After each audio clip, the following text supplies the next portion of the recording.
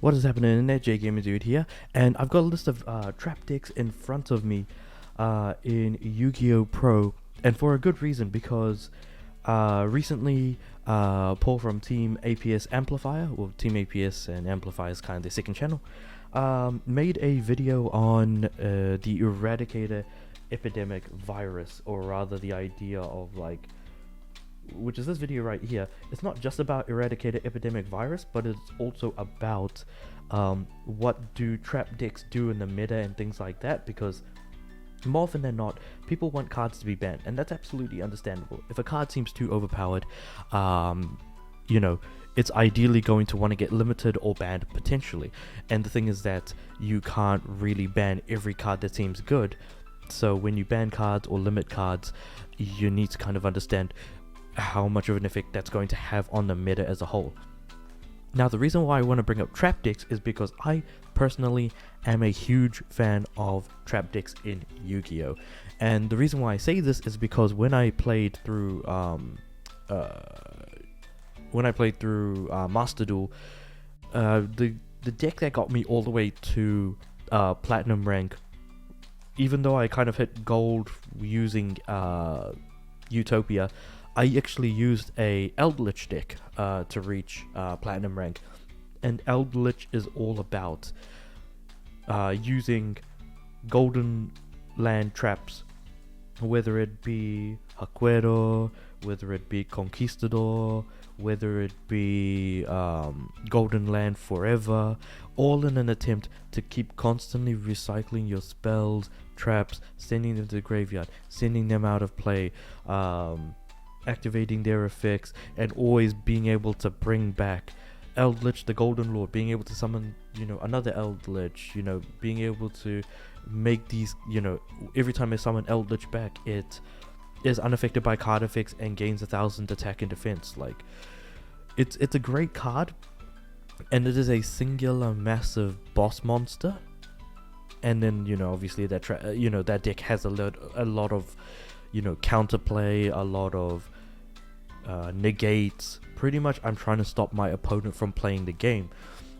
And the reason why I say I like trap decks is because it brings us back to a more older time of Yu-Gi-Oh! More specifically, I'm talking between 2005 to 2007, the sort of pre-synchro era of Yu-Gi-Oh! Essentially.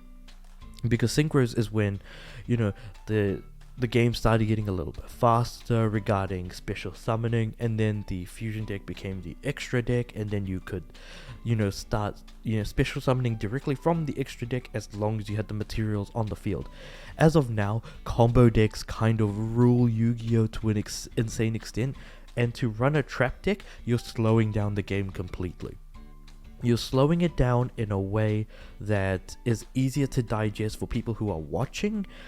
It's just not it's not going to be fun for the person who's trying to play the game on the other side, who's using a combo deck especially. People who use combo decks will not like this, will not like trap decks due to the inherent slowdown of the duel, because again, you just set one or two cards, that's the end of your turn, and then the combo deck player is going to be like, oh, I am going to win this turn, and the next thing you know, you either pop a skill drain or a Wabaku or something. And then A, you won't take any damage, or B, with skill drain, they can't activate any effects on the field. Or if they play a lot of, if it's a deck that special summons a lot, you could either have a Nibiru in your hand, in your deck, or you could have a a Maxi, and then flip the Maxi and then start drawing cards because they're special summoning, stopping them in their tracks. So you've got ways of being able to stop your opponent from being able to do things, while you yourself are being able to counterplay almost anything that they do. And I mean, yeah, you've got cards like Royal Decree, you've got Skill Drain, you've got all of these floodgates. And floodgates, sure, aren't possible to, play against unless you have an out for them. And then that's why cards like, when it comes to monsters, that's why cards like Dark Hole exist, why Torrential Tribute is still around. Granted, Torrential Tribute, again, is a trap card that I use in my Eldritch deck But then you've got cards like Dark Hole, you've got cards like Raigeki, you've got cards like Lightning Storm, you've got cards like, well, I mean, Heavy Storm is still banned, but you get the idea. Heavy Storm, Giant Trunade, Harpy's Feather Duster. These cards exist to wipe the entire board. And at the end of the day, if you're playing Yu-Gi-Oh, you're going to have some form or way of being able to counterplay that. Not every strategy, not every card, not every type of deck is going to be inherently overpowered. And I feel like that needs to be understood, that like certain types of cards and decks exist to balance each other out. Trap decks exist to balance out combo decks. Combo decks exist to balance out decks that I actually don't know who they're supposed to balance. Well, these two pretty much balance each other out, at least. Trap decks and combo decks. And then you've got counterplay for so many different types of cards. Like I said, Nibiru the Primal Being is a questionable card that exists, but it's great as long as your opponent is using a combo deck. Like, there is that inherent counterplay there. Because I'm using an Eldritch deck, I normally set a lot of my cards, and so guess what? A Lightning Storm is going to be a great card to use against a deck like that. Giant Trunade, Heavy Storm. You could Harpy's Feather Duster, like that's all focused on back row removal.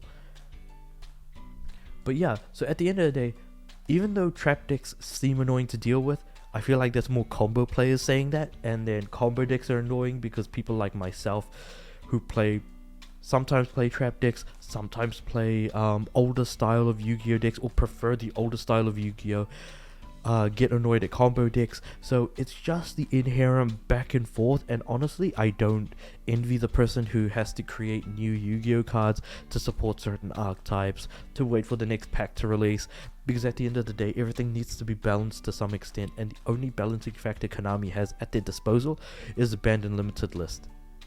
Whatever everyone else does is up to them, but the banned and limited list normally exists to avoid any sort of OTKs and extremely unfair board states like last turn, like self-destruct button and things like that, which make perfect sense as well. But yeah, that's kind of my thoughts on the whole sort of the chat that Paul from Team APS had with the Eradicator Epidemic Virus and trap decks as a whole. This is kind of my thoughts on trap decks, combo decks, and sort of everything else in between right there. Let me know what you guys think about trap decks, what you think about combo decks, and their sort of almost symbiotic relationship to allow each other to exist. Granted, trap decks could always exist, but I feel like they specifically can balance out those combo decks if that trap deck is made well enough. But yeah, let me know what you guys think, and I'll see you guys in the next video.